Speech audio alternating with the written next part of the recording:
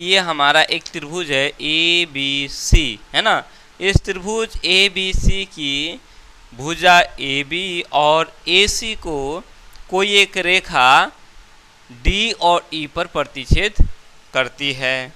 कहता फिर कि ये जो रेखा है इस भुजा बी सी के समांतर है।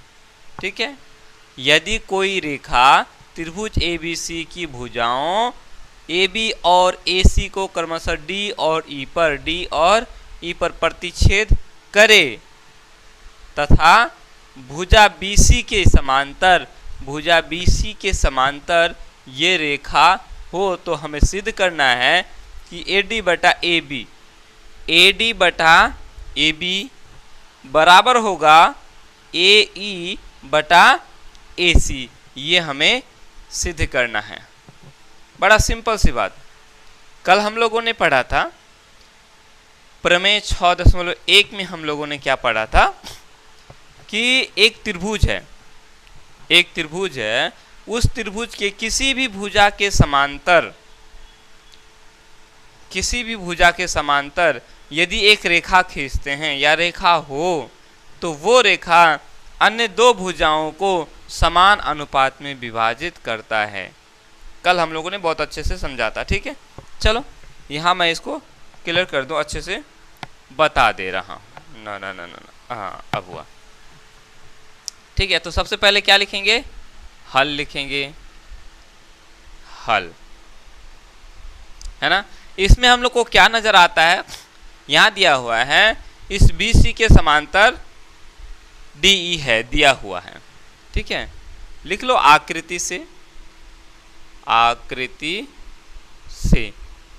से हम क्या पाते हैं? ये जो DE है ये इसके समांतर है। समांतर को हम लोग ऐसे लिखते हैं। ठीक है, BC ऊपर से थोड़ा नीचे हम लोग बढ़ा देंगे। ठीक है, ऐसे बराबर नहीं करेंगे, इसको थोड़ा सा नीचे ज़्यादा थोड़ा खींच देंगे तो ये हो जाएगा समांतर।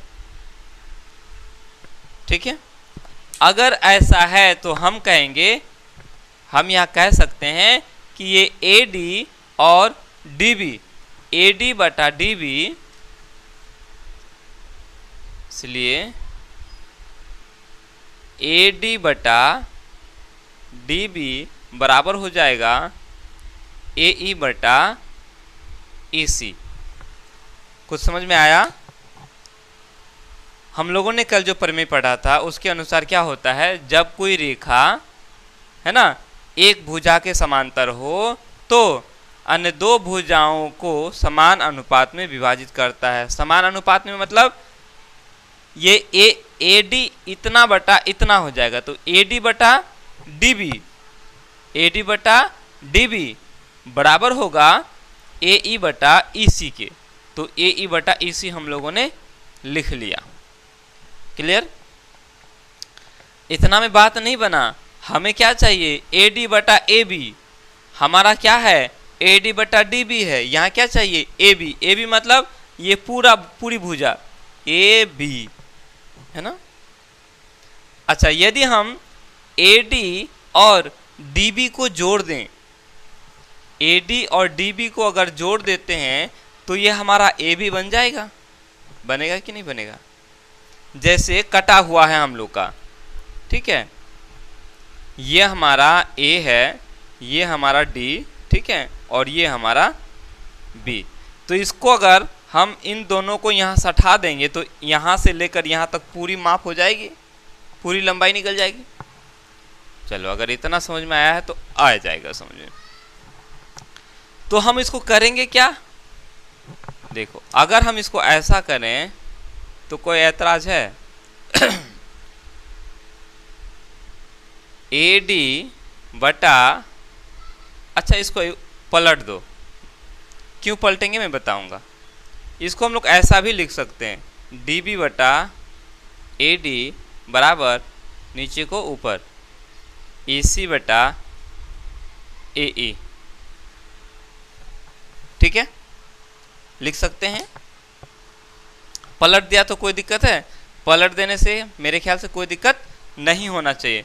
ऊपर को नीचा, इधर का ऊपर को नीचा और नीचे के ऊपर, नीचे वाले को ऊपर कर दिया। ठीक है, इसी को हम लोग यदि ऐसा कर दें, dv बटा AD जोड़ 1 अगर कर दें, जोड़ 1 क्यों कर रहे हैं बता रहा हूं,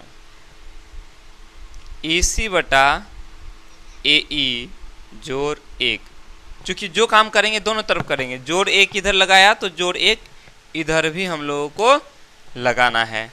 ठीक है, अब ऐसा अगर लगा दिया तो क्या होगा, हम इसके देखो इस 1 के नीचे कुछ नहीं है, मतलब 1 तो है, या सिंपल आप भिन्न का जोड़ तो बनाए होंगे ना।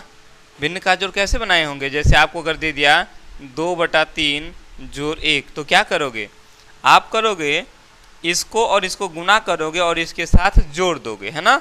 यानी हम इसको ऐसे लिखेंगे, इसके साथ गुना करोगे बटा 3 हो जाएगा। ऐसे ही भिन्न का जोड़ बनाते हो, तो बस ये तो हमारा भिन्न का जोड़ ही है।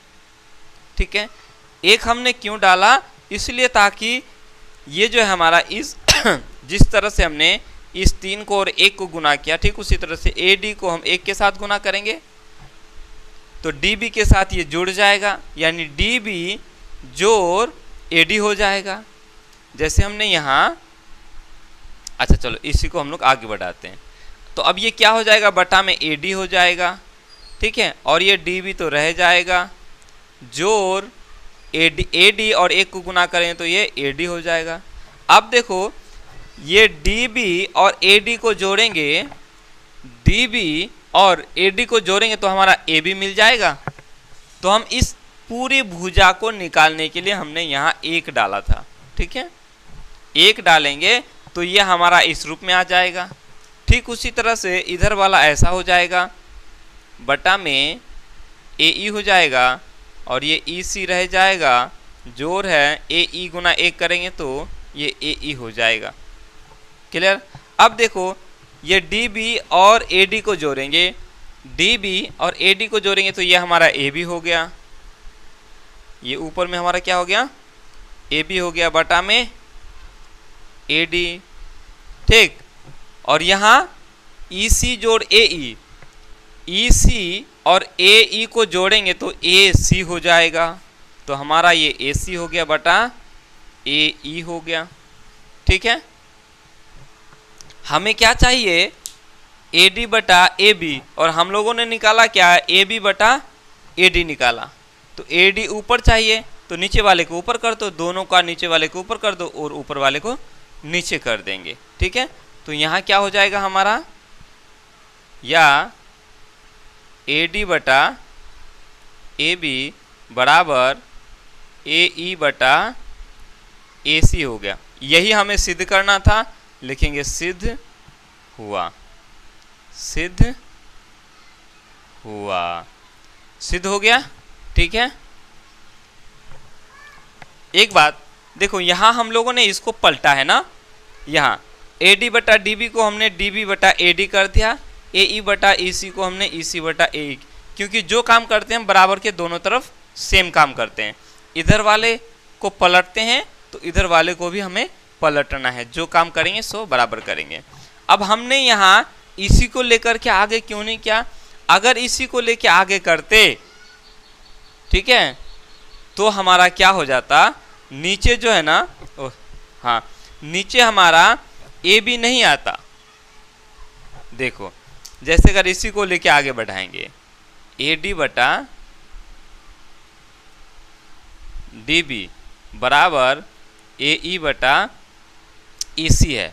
ठीक है, अगर इसको हमने यहाँ 1 लगा दिया तो इधर भी 1 लगा देंगे, तो क्या हो जाएगा, ये AD